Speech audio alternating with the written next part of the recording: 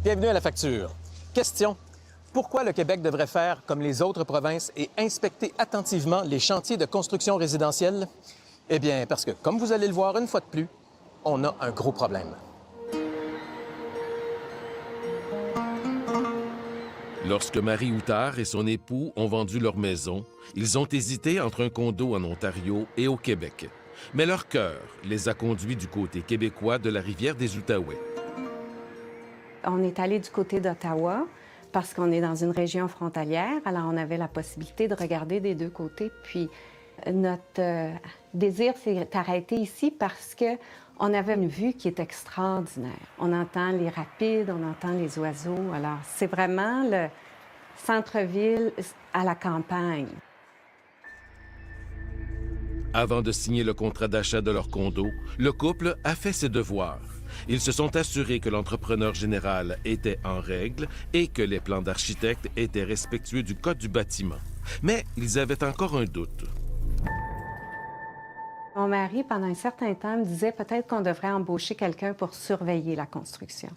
Puis finalement, on est revenu sur notre décision parce qu'on avait la garantie des maisons neuves et puis on avait la régie du bâtiment derrière nous. Alors c'est comme si on allait chercher une troisième personne pour surveiller la première qui surveillait la deuxième. Alors on s'est dit, ça vaut pas la peine de faire ça. La construction de l'immeuble se termine en août 2014.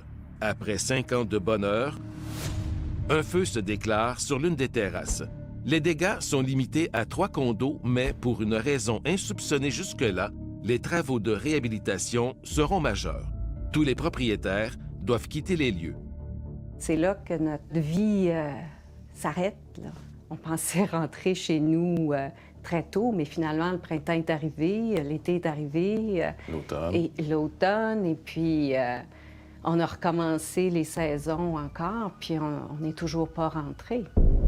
C'est que lorsque les préposés au nettoyage ont ouvert un mur, ils ont découvert que le filage électrique n'avait pas été posé ni protégé tel que l'exige le code de construction. Tout le travail de l'électricien a dû être repris. Sur les photos que vous m'avez remises, il n'y avait pas de plaque. Maître Julie Sénécal est vice-présidente à la Corporation des maîtres électriciens du Québec. Selon le code, le filage doit être éloigné du bord de la charpente à une distance minimale de 32 mm ou 1 pouce écart. À défaut de respecter cette distance, il faut alors protéger les câbles par une plaque d'acier. Si on ne prend pas cette précaution, la Corporation des maîtres électriciens craint le pire. Il risque d'être perforé par la pose du gyps. Conséquemment, il y a un risque d'incendie si par la suite il y a un clou ou une vis qui l'endommage. Nous lui avons montré les photos qui ont été prises lorsque les murs ont été dégarnis. Précisons que l'incendie du balcon n'est pas d'origine électrique. On voit des murs qui ont été ouverts et on ne voit pas de plaque de protection. Sur les photos, on n'en voit pas. S'il y en a pas, si on n'en voit pas, c'est parce qu'on n'a pas mis. L'électricien Benoît Desjardins reconnaît qu'il n'a pas posé de plaque protectrice et qu'il n'a pas respecté la norme de 32 mm. Pourquoi vous n'avez pas fait en sorte que les fils soient à au moins 32 mm?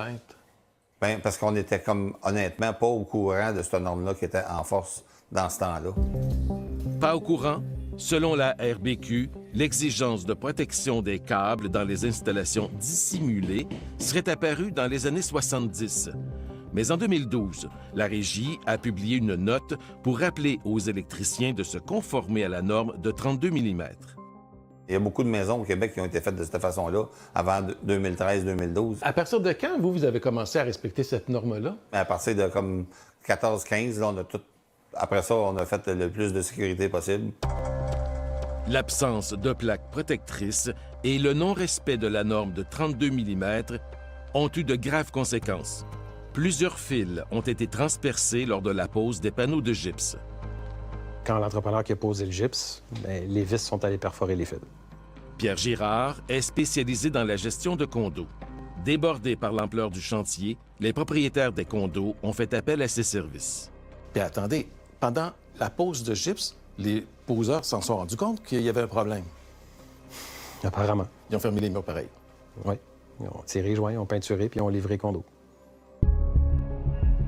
Les 6 condos de l'immeuble, dont celui de Marie Outard, sont aujourd'hui en bonne partie démolis. Les coûts liés à la démolition et à la relocalisation des occupants s'additionnent. Ça a eu un impact effrayant à tous les niveaux. Là, on se sent comme si on a les mains liées parce qu'on ne sait pas combien va nous coûter ce problème-là.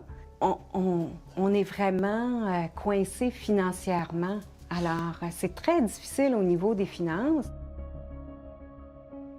Si ça avait été construit de l'autre côté de la rivière, est-ce que ce serait survenu? L'inspecteur n'aurait jamais approuvé ça. Il aurait ordonné une correction. Premièrement, la séquence des travaux, si l'inspecteur arrive, puis la laine, les barres résilientes, le pare-vapeur, tout est là, puis l'électricité n'est pas faite, il va se poser la question tout de suite. Il va faire un stop chantier. Là. Comment vous placez, vous planifiez, passez vos fils? L'alarme aurait sonné tout de suite. Quelqu'un a pourtant sonné l'alarme. Ce sont les ouvriers spécialisés dans la pose des panneaux de gypse. Je trouvais qu'il y avait une anomalie, puis j'ai cru bon de mentionner au donneur d'ouvrage ce chantier. Écoute, il me semble que c'est pas correct. Moi, ils ont dit non, c'est parfait, vous pouvez fermer, vous faites vos affaires. Reprendre le travail de l'électricien aurait retardé la date de livraison du bâtiment. L'entrepreneur général, c'est SI4, une compagnie qui a abandonné sa licence d'entrepreneur avant même la fin de la construction de l'immeuble. La coordination se faisait pas comme du monde. Le contracteur n'était pas là. Il y avait toujours des conflits. Avez-vous regretté de ne pas avoir fait affaire avec un surveillant de chantier? Ah oui, énormément. Si on pouvait retourner en arrière, si on avait une boule de cristal, évidemment qu'on aurait de la surveillance. Puis je ne rachèterais plus jamais quelque chose de neuf sans avoir de la surveillance de chantier parce qu'on se met à risque. Ça fait des années que la corporation et les maîtres électriciens dénoncent l'absence d'inspection sur les chantiers. La Corporation des maîtres électriciens a comparé le nombre d'inspections des installations électriques faites au Québec avec d'autres provinces canadiennes. C'est le jour et la nuit. On peut être à 4000 inspections au Québec des installations électriques et 485 000 en Ontario. Ah oui, mais là, on est dans les 100 fois plus, là. C'est énorme. Est-ce que c'est gênant? Bien, c'est inacceptable. C'est clair. Cette absence d'inspection n'est pas sans conséquences. On est les champions canadiens des incendies au niveau résidentiel au Canada, basés sur des problèmes électriques. La RBQ a contraint l'électricien à reprendre son travail, mais il a conservé sa licence d'entrepreneur. Pour moi, c'est une aberration totale. À date, les seules personnes qui ont payé des factures, là, c'est les 6 copropriétaires qui sont ici. C'est un désastre. Mais c'est un exemple flagrant de lacune monumentale au niveau de la supervision, au niveau des inspections, du contrôle de la qualité de ce qui est construit au Québec. Regrettez-vous d'avoir acheté au Québec? Je ne rachèterai jamais plus au Québec.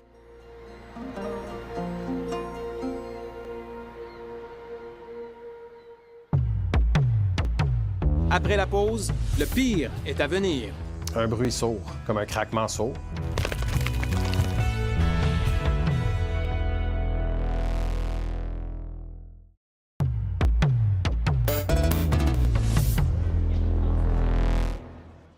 On a vu avant la pause que les copropriétaires ont découvert des vices de construction.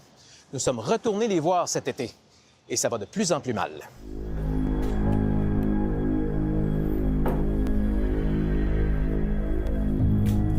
Le gestionnaire de condo, Pierre Girard, est de plus en plus inquiet. Après l'entrevue en mars dernier, on aurait voulu être rendu à l'étape où on ramenait les gens chez eux cet été.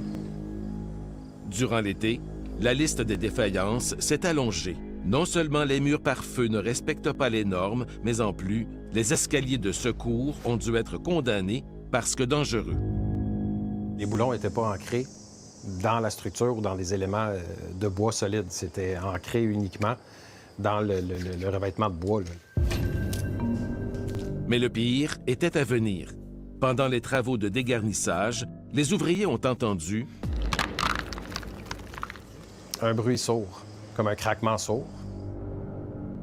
Le bruit provenait d'un linteau qui s'est fissuré. Le linteau est une pièce majeure sur laquelle repose la structure de l'immeuble. Selon le rapport d'un ingénieur, des fissures apparaissent sur d'autres linteaux et pourraient mener à l'effondrement d'une partie de la structure. s'il y a un affaissement du linteau, puis qu'il se brise, il y a un mur qui peut descendre, il y a un mur qui peut se déplacer, il y a un mur qui peut s'affaisser. De toute urgence, pour supporter les linteaux, les portes de garage ont été condamnées et remplacées temporairement par des structures de bois et de métal, le temps qu'une solution permanente soit trouvée. On ne peut plus avancer. On a un problème au niveau du squelette, puis on peut pas refermer tant aussi longtemps que l'ingénieur n'a pas terminé son rapport, puis qu'on n'a pas des pistes de solution. Il y a des enjeux pour notre sécurité. Fait que ça, c'est inquiétant. Geneviève Gagnon est l'une des copropriétaires de l'immeuble. Si on avait continué à habiter le bâtiment, est-ce que le mur arrière se serait fondé alors qu'on est dans l'édifice? Il a fallu mettre un support. Fait qu'il y a un risque, là. $1 demi-million. C'est le coût estimé pour corriger la défaillance des linteaux aux niveaux inférieurs du bâtiment. Les copropriétaires comme Geneviève Gagnon sont perplexes, car cette somme vient s'ajouter aux millions de dollars déjà prévus pour corriger le reste de l'immeuble, sans oublier qu'ils ont déjà englouti 428 000 $ en frais de démolition et de relocalisation. Les coûts s'accumulent, les dépenses, les sous qu'on a investis sont déjà, à mon avis, c'est des montants significatifs. Fait qu'avec ce qui s'ajoute puis ce qui est projeté par notre ingénieur puis par l'architecte, pour moi, ça va être des coûts prohibitifs, là. Avez-vous l'impression que les coûts vont être tels que vous ne reviendrez pas? Tout à fait. Après l'abandon du chantier par l'entrepreneur général SI4, les promoteurs, des agents immobiliers, ont obtenu une licence de la RBQ pour parachever les travaux. La RBQ, son rôle, c'est de s'assurer de notre protection, de s'assurer de la compétence des entrepreneurs, puis de s'assurer que les constructions sont de qualité, puis il n'y a rien de tout ça qui a été fait ici, là. Rien. COVID oblige, le porte-parole de la Régie du bâtiment a exigé que l'entrevue se fasse à distance.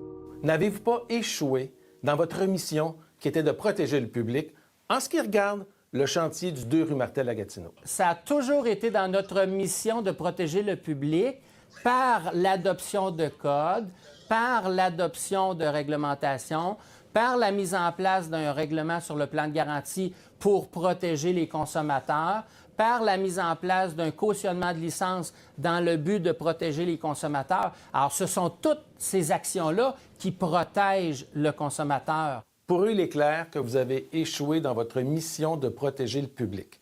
Conséquemment, est-ce que la RBQ va payer pour les pots cassés? Je vous répète que les actions de la RBQ sont encadrées par notre loi et nos actions dans ce dossier-là ont été faites conformément à nos obligations. On ne peut plus être la seule province au Canada qui n'inspecte pas ses chantiers.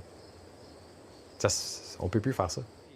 Dans un reportage précédent, nous avions interpellé la ministre responsable de l'habitation à ce propos. Les gens nous ont dit, Madame Laforêt, avez-vous pensé, si avant de fermer un mur, on doit attendre une inspection particulière pour fermer notre mur, les chantiers n'avanceront pas. Quand Mme la ministre dit que ça prendrait trop de temps, pour moi, ça fait 16 mois que j'attends de rentrer chez moi. Les promoteurs s'étaient pourtant vus décerner la distinction et mérite pour avoir satisfait aux rigoureux critères d'évaluation par la garantie qualité habitation. Voter une loi pour que ça n'arrive plus jamais une histoire comme ça, puis la seule façon de le faire, c'est d'aller inspecter aux étapes cruciales d'un chantier de construction. Pour Pierre Girard, le 2 rue Martel à Gatineau est emblématique de tout ce qui ne va pas dans la construction au Québec. On est dans un scénario où les gens incompétents peuvent construire une bâtisse, puis la responsabilité retombe sur les gens qui achètent cette bâtisse-là. C'est ce qui se passe chez nous, là.